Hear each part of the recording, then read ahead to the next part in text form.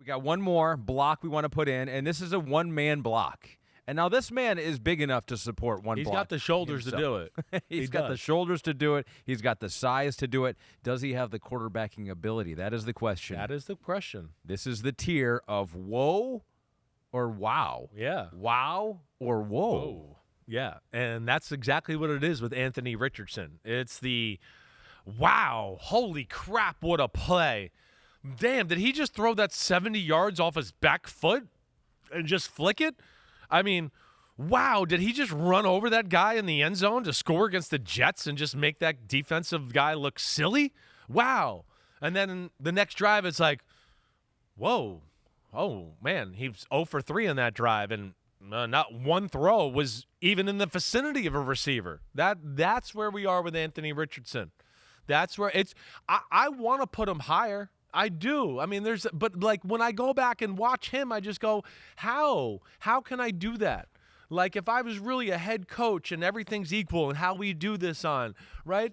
Yeah, there's some cool things I could do with him, but there'd be a whole bunch of things I'd go, I don't want to do this with him. I don't trust this. I don't know if this would even work. I don't want to call that plan first down. It'll be 2nd and 10. I don't trust him, right? So that's where I don't know where he's at, and that's just going to be a huge offseason for him. You know, can he become a more polished passer? His down the field throwing is by far the best thing he does. It's actually the most accurate thing he does, which is crazy, right? But I've talked to you about this before. Down the field throwing usually requires you to use the proper mechanics to get the ball down the field.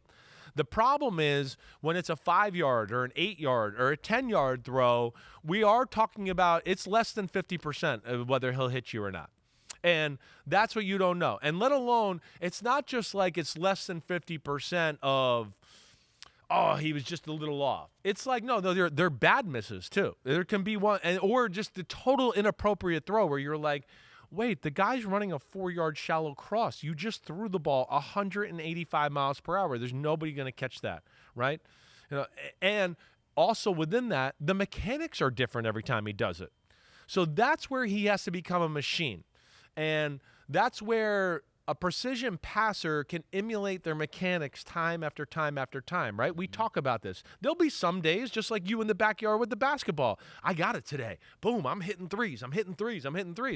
But most days. Most days. But then every now and then there's that day where you're like, I'm a little off, right? And that's where mechanics come in. And you start to have to think about, like, okay, I got to do this the right way. I don't have my feel today, but if I rely on my mechanics, I could still be a machine on my worst day. Tom Brady, trust me, had days in his career where he got on the pregame and was like, I ain't got it today. I don't got the feel. But we didn't know when we watched the game. We still went, damn, he was 25 of 32 for 285 and 3 touchdowns. And he'd probably come off and go, man, I didn't feel right today, right? I talked to my dad about days like that, where he'd be like, yeah, I had a great game that game, Christopher. He goes, I'm telling you, I threw the ball like shit in warm-ups. I didn't have it at all. I was worried, right? You know, so that's where we got to get with him. And it's just so all over the place, not only with decision-making, but the throws themselves. And then, of course, when you couple in maybe not acting as professional, right, being the leader he needs to, tapping out of a game, doing all that, there's obviously he's got to grow and be more mature as a leader in the franchise quarterback, too. And that's what we're waiting for there in Indianapolis. A lot of different things. And he's one of those quarterbacks where you go, wait, once he puts this all together, but it's not a guarantee that he's going to put it all together, right? And that might be less likely now that he's going to be able to put it all together. No, and every year it gets a little harder because once he puts it all together, next year it'll happen. Oh, wait, we're going into year 3 now.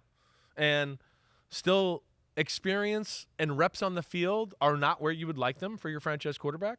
1 year college, first year, was injured and not in the lineup all the time. Second year last year, of course, got injured again too, was banged up a little bit and pulled himself out and was benched, right? So there's been lots of things here that have worked against him. And that's why they brought in Daniel Jones, because they've seen enough to go, wait, we can't all risk our careers on he might not hit a 5-yard pass until week 3 of this season, right? Yeah. We can't do that. We got to have somebody in here as an insurance policy, and that's why they brought Daniel Jones in. But, hey, if it all lines up, and maybe he takes to it this year, and maybe he improves. This is a guy that's got superstar talent.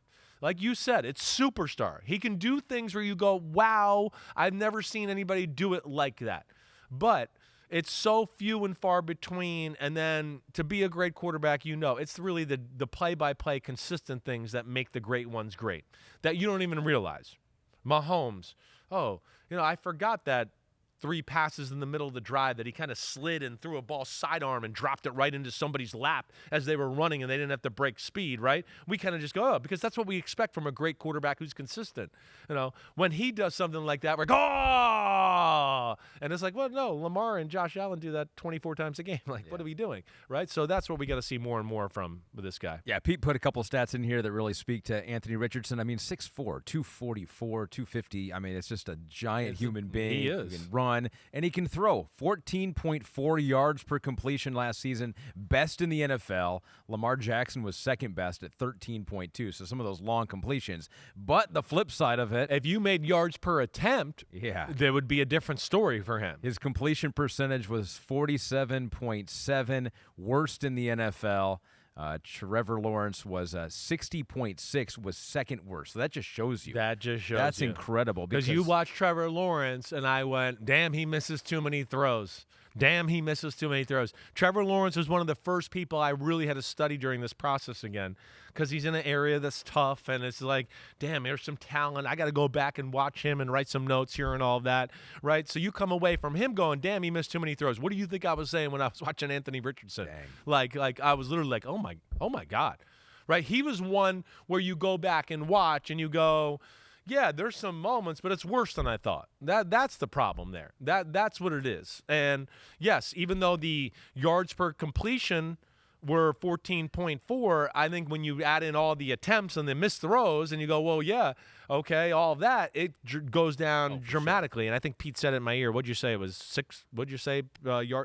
6 point yards per attempt, right? Yeah. And I'm a little bit in favor of a yards per completion guy a little bit. Too much of the time, yards per attempt is always the thing everybody talks about. Yeah.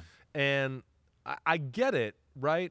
But like sometimes I want to go, this guy is asked to throw the ball aggressively down the field a whole lot more, and that's why he's going to have a few more incompletions. Zeros. But when he does hit those throws and makes those throws, wow, it changes it as compared to a guy who might have better yards per completion, but it's because he keeps getting wide open 7, wide open 8, wide open 7, and it's like that's a little misleading that way, right? Or screen broken for 70 exactly, yards. Right. And now you're 1 for 1 for 70 yards, and I want to go, wait, this guy here threw 5 passes 40-plus yards down the field.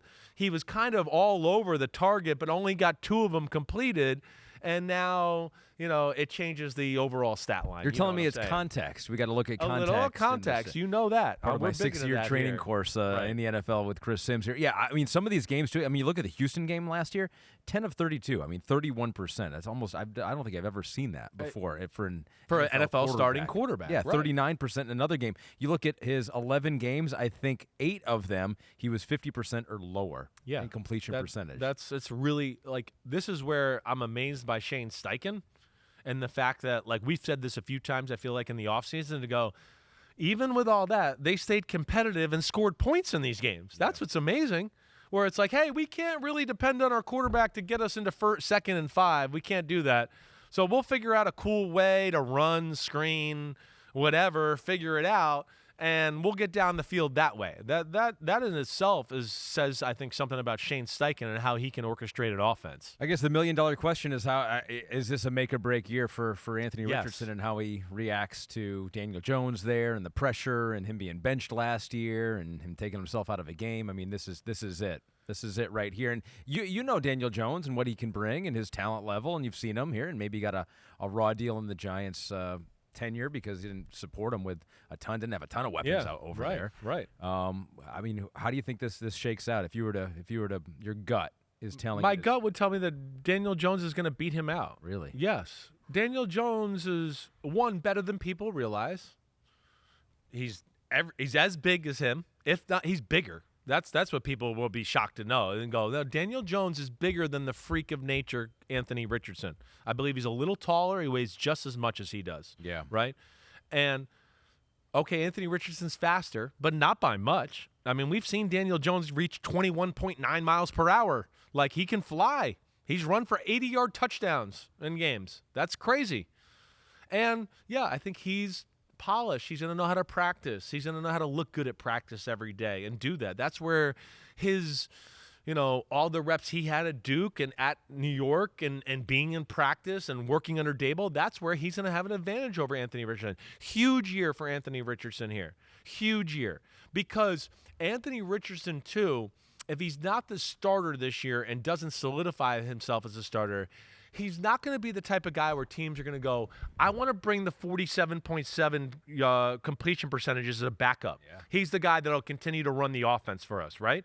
No. More than likely, if he doesn't become the starter and really staple that down this year, he's going to be a guy that'll end up being a third stringer somewhere and have to hope that things work out the right way to get a chance ever again. I mean, who is a quarterback that has gone that path, though? Like a raw guy that hasn't quite clicked right away. And I'd have to think about that a little bit. You're right. It'd be a rare path. It'd be a rare path. But you have to get him back into a spot where you'd go, hey, let's take the pressure off. Let's work on you. Maybe next year you're a third string this year, and maybe next year you're our second string, and we work you up that way. But yes, the way he's at right now, the way he looks on the field, the decisions, the throws, the stories about not being professional and doing the little things behind the scenes and all of that, they're not doing him any favors in the NFL. Yeah. And if he doesn't show some results on the field this year, yeah, what I just said there I think is a real possibility. Remember Ronald Curry? He was one of the best high school players ever. Sure. I played against him in college at North Carolina. Virginia.